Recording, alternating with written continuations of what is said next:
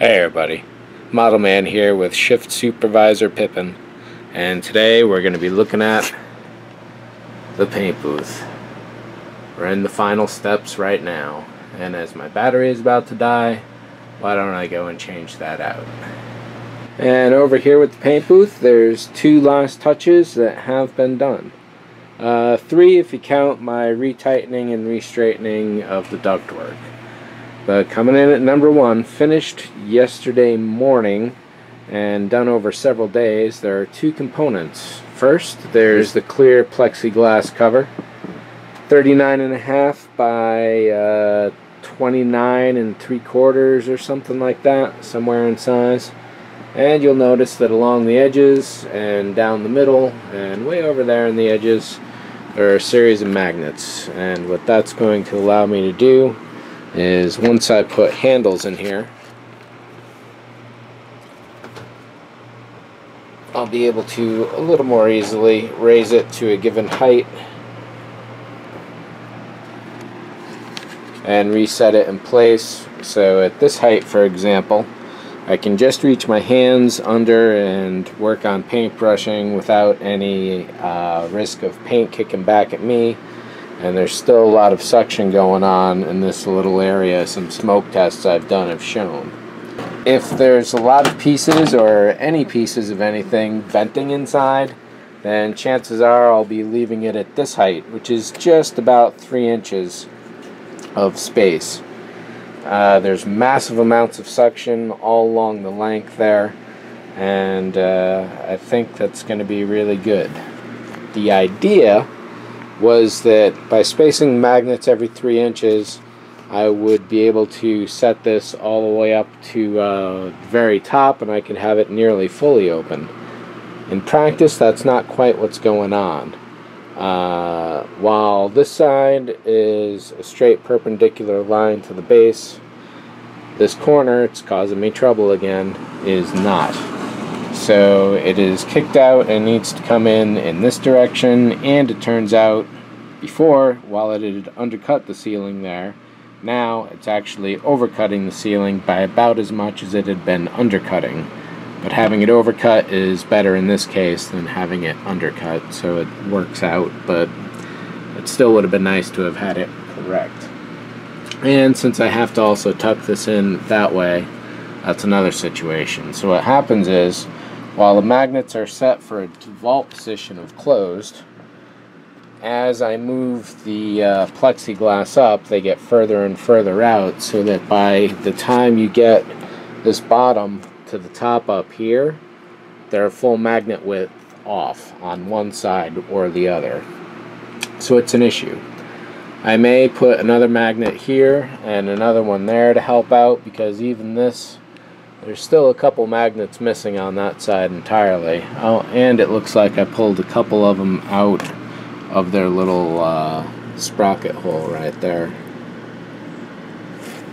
and they're stuck to the back. So that's one thing I've been doing, is every now and then a pair of magnets will pop out, and in that case I just set more glue in there and pop them back in. Easy enough to do. So this is really going to work great. I'll have some smoke tests with the fan on, and then you'll be able to see for yourself how well this draws the air in. But even right now you can even feel it from probably a good 3 or 4 inches away or so. The other big thing is last night I got the special order Honeywell 24 by 36 by 1 inch filter. By Home Depot's ratings, this is a 10. And what they mean by that is over here at 4 it does dust and similar stuff, and you get a little better all the time, until a 10 where you get odor, which in this case, if I'm dealing with lacquers and enamels, yes. Smog particles, which is also going to be highly fine particulate stuff coming off the lacquers, I would expect. But a lot of other things I'm not really too worried about, but having the odor in there is what sets it off from a 9 instead of a 10. And even then, there's only like a $3 savings. This was $20 plus $5 shipped, $6 maybe shipped. Whereas this is $17. So for 15% savings, you get just a little bit extra. However, what I have been thinking is that when I'm looking at this here,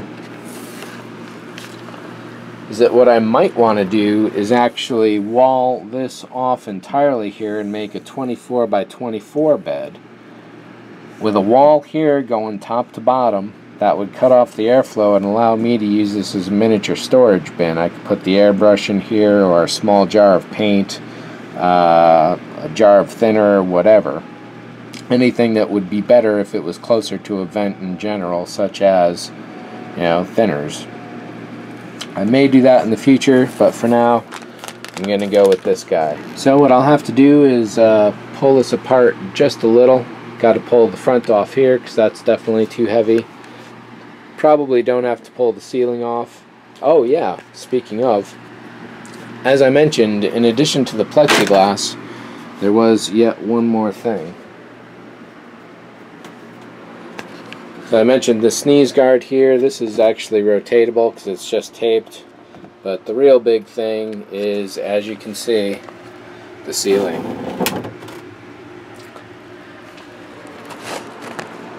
This is a piece of clear plexiglass that I hit with 2 passes of Rust-Oleum's frosted glass spray. Yeah, if I didn't have this plexiglass here, then any object I ever put down here on the floor would just basically radiate with some 700 points of light, and it would have been a lot. I really like this. The camera is pulling out the contrast a little stronger than it does in person, but it's prone to do that.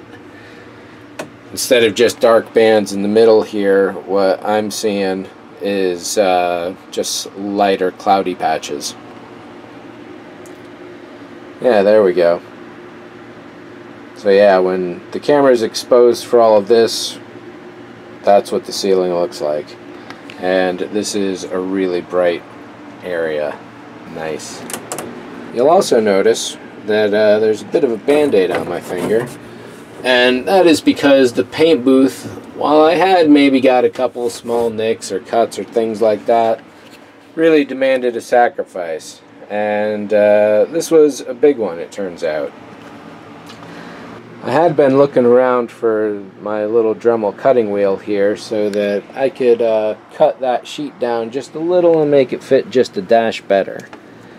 However, I couldn't find it at the time, so I wound up going with this tool right here. Now, while it's obvious, keep your fingers away from the blade. Yeah, obvious blade right there. What is not obvious is that when you are standing above it and you go to reach down here to turn the button off, if you don't see that button, your finger could wander all the way into this blade. And guess what happened? My finger wandered all the way into that blade. I'll have pictures for you in a little bit. It's only 48 hours later. What I'm doing now, though, is taking this screening patches and gluing them into place. I will not be using this tool until all the blade area is protected, because this is just insane having access to a blade like that in that much space. So once the screening goes on, this thing will be safer, but not completely safe, of course. But for now, I need to go and get some more screening material.